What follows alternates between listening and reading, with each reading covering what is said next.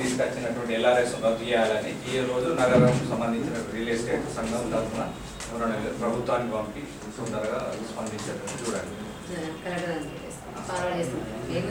Telangana government LRS దాని మీద తీసుకొచ్చి పేదలకు ఇబ్బంది కలిగే ప్రయత్నం ఇది చేస్తుంది కనుక ఇది కరెక్ట్ కాదు.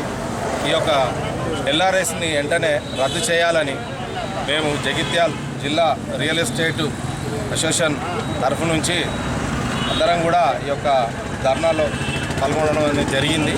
ఎల్ఆర్ఎస్ని వీళ్ళు తీసి ఎత్తివేయాలని మేము కోరుకుంటున్నాము. ఇది కరెక్ట్ అయినది కాదు. పాత పద్ధతిలో పట్లనే మళ్ళీ రిజిస్ట్రేషన్లు చాలు కావాలి.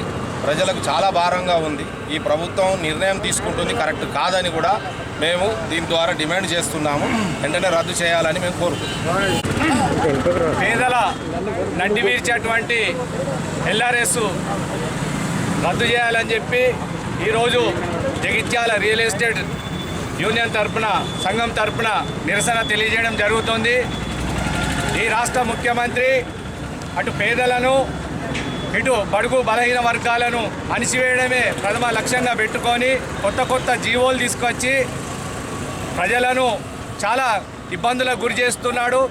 ఒక భూమి కొంటే చాలను కడతాము, మొటేషన్ కడతాము, రియల్ ఎస్టేట్ ఇల్లు కట్టుకోవాలంటే హౌస్ ట్యాక్స్ కడతాం, అన్ని ట్యాక్సీలు కట్టంగా కూడా ఎల్ఆర్ఎస్ అనే స్కీము కొత్త నాటకం ద్వారా తెరలేపడం జరిగింది. ఆయనను తప్పుదో పట్టించినటువంటి రాష్ట్ర సిఎస్ సోమేష్ కుమారు వెంటనే రాజీనామా చేయాలి.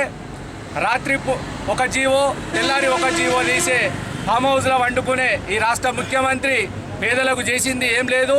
రాత్రి తీసినటువంటి జీవోలు, తాగినాక తీసినటువంటి జీవోలు పేదల కడుపు కొట్టడమే కాకుండా నాకు తెలిసి రిజిస్ట్రేషన్లు 3 నెలలుగా ఆగిపోయినాయంటే ఈ రాష్ట్ర ముఖ్యమంత్రి దానికి కారణం. అదేవిధంగా అటు రైతు సమస్యల పైన కానీ, ఇటు ఎల్ఆర్ఎస్ పైన కానీ, అటు వరద సాయాల పైన కానీ స్పందించకుండా పరిపాలనకు తక్కువ, ఫామ్ హౌస్కు ఎక్కువ ఉన్నటువంటి ముఖ్యమంత్రి ఎవరైనా ఉన్నారంటే ఈ రాష్ట్ర ముఖ్యమంత్రి కేసీఆరే. పక్క రాష్ట్రాలలో ముఖ్యమంత్రులు ప్రజలలో ఉన్నారు. ఉత్తరప్రదేశ్ ముఖ్యమంత్రి ప్రజలలో ఉన్నారు. తమిళనాడు ముఖ్యమంత్రి ప్రజలలో ఉండి ప్రజా సమస్యలు తెలుసుకుంటాడు. కానీ ముఖ్యమంత్రి ఫామ్ హౌస్లో వండుకొని ప్రజా సమస్యలు పక్కన పెట్టి ఎల్ఆర్ఎస్ అనే స్కీమ్ తీసుకొచ్చి ఈరోజు రియల్ ఎస్టేట్ రంగాన్నే కాదు యావత్ మొత్తం తెలంగాణ ప్రజానీకాన్ని మోసం చేసినటువంటి ముఖ్యమంత్రి, ఈ పగడ్బాలు చేసేటువంటి ముఖ్యమంత్రి వెంటనే గద్దె దిగాలని చెప్పి మరొకసారి ఈ స్కీమును హైకోర్టు కూడా తప్పుపట్టింది. కాబట్టి ఈ రోజే ఆయన విత్డ్రా చేసుకొని యథావిధిగా రిజిస్ట్రేషన్లు అయ్యే విధంగా చూడాలి. లేదంటే పెద్ద ఎత్తున ప్రజల తిరుగుబాటు తప్పదని చెప్పి మరొకసారి కేసీఆర్ను హెచ్చరించడం జరుగుతుంది.